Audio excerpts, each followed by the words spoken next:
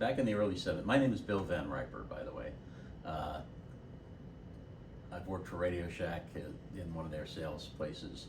I had an interest in computing early on, and I purchased and assembled a Heathkit H-8 back in the late 70s, probably 77, 78, somewhere around that time. Consisted of 3 units. One is the central processing unit, which has a split octal display and a hexadecimal entry keyboard to get the initial boot. Later on, I added a cassette player, which is not shown here, but that was the preferred way to boot to get it up to its H-basic operating system. This is the terminal unit, which has both the display and the keyboard. And this is a floppy disk enclosure, only has the one floppy disk in it. You could put a second one in at some point.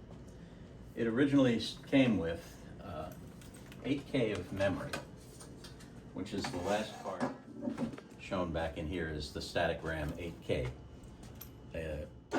Later on, I added a 16K expansion card, which brought up the total memory to 24K. Has a serial input-output, the main controller board. That was the multi-port. This is the original serial port. So both the 16K and the multi-port were additional cards. And I'm not sure exactly what this one is. I do have all the manuals available to accompany this if I sell it eventually. But it was painfully slow when you had the cassette because it would take up to 6 minutes to reach the prompt on the terminal. Later on, with a floppy, you could get it to go a lot faster. I used it basically for hobbyist things and games. Everything, of course, was only text based in the games, but some of the older people might remember a game called Adventure, which was probably the only game that a lot of mainframes had on it, but it was to get people to induce to becoming used to using a computer. And it started out with you're entering a dark hallway, and you have the choices of going left to right, up or down, and you might come across at a certain point various things that you could pick up that would help you in your quest to complete the thing. So naturally, some of these boards came pre-populated with a lot of the individual solid-state components, but there were other things where you had to add capacitors, resistors, a few diodes, and it required some soldering skills. They weren't the best at the time, so when I finally had everything assembled and I went to start it up, it didn't go. So I took it back to one of the Heathkit authorized repair centers, and they refloated or did whatever they needed to do to get it to operating condition, and from then on it worked flawlessly. I used it for about 4 years, then replaced it with a TRS-80, I think, once those came out. But it served my needs. The machine itself, I'll turn the back around so you can see it. Those labels that you see on the back were for each of the cards that are in it. Oh. They were like the proof of purchase labels for it to show that I had purchased it from Heathkit. Wow. A fairly small power supply in here. Yeah. What is the, if you turn it back around real quick? Yeah. The little bump out part, like this bump out. That's the back of the big coil they have here, the transformer. It just help it keep it cool? I guess to reduce the overall size of the enclosure. Inside, yeah. Yeah. But maybe it As does you can see. dissipate heat It while might. they're out here? It doesn't have any fins on it though. But yeah, I don't know exactly what the design choices were for that.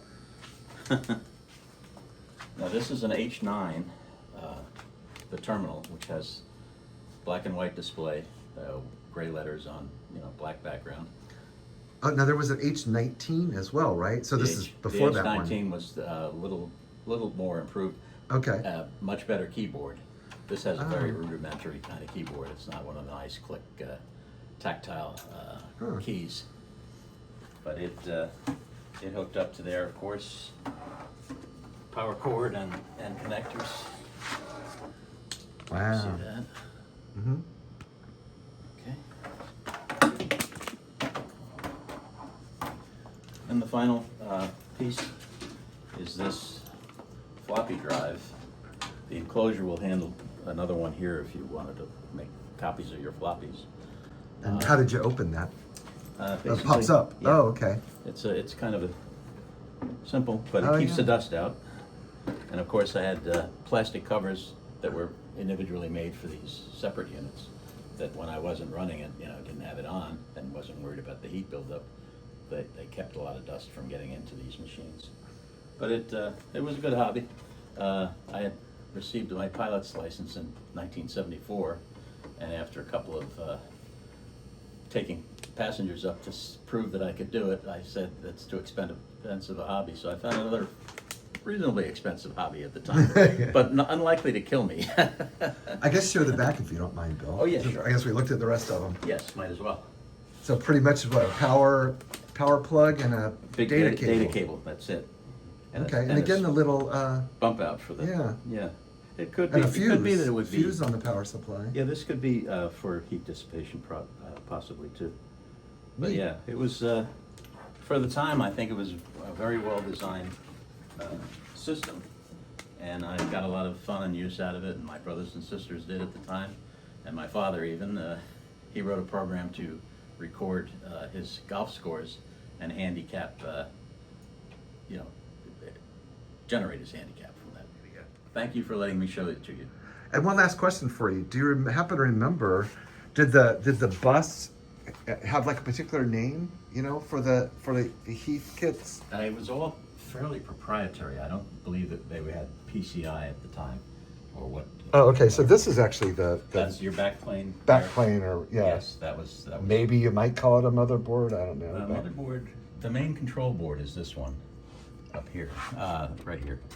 Oh, okay, the controller Yeah. board. Okay.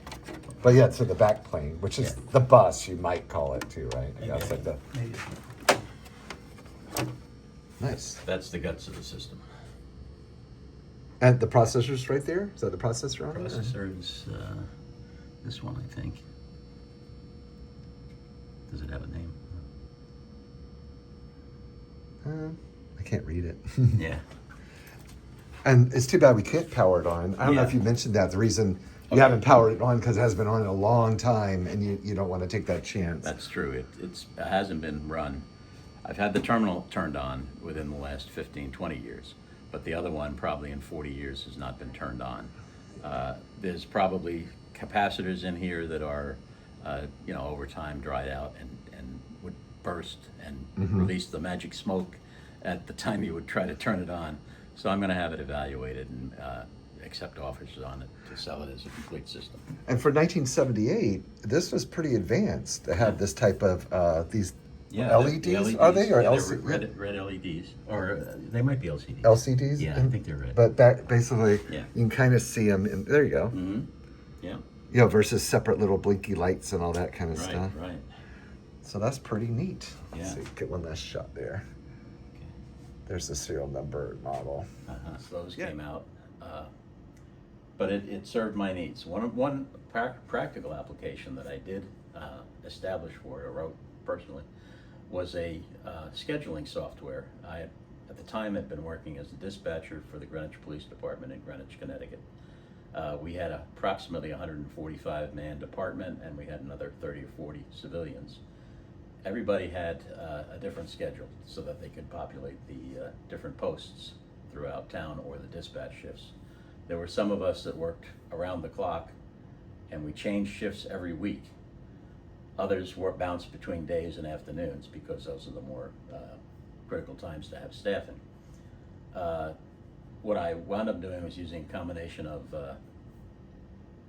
strings, letter strings, and alphanumeric strings, and then a program to compute the number of days since an original datum, and then use a modulus function on that to find out what position in that string would be the character representing what shift they'd be on.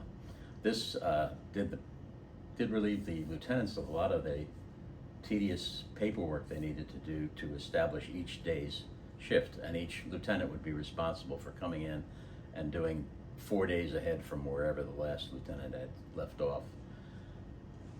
Once I ran my computer program it saved them probably on each shift, maybe 70 or 80 minutes.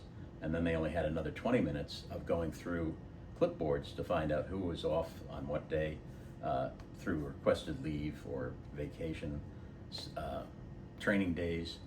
And then on the day of, the only thing they had to do was plug in who had called in sick and then write in their replacement. But it saved them a lot of time.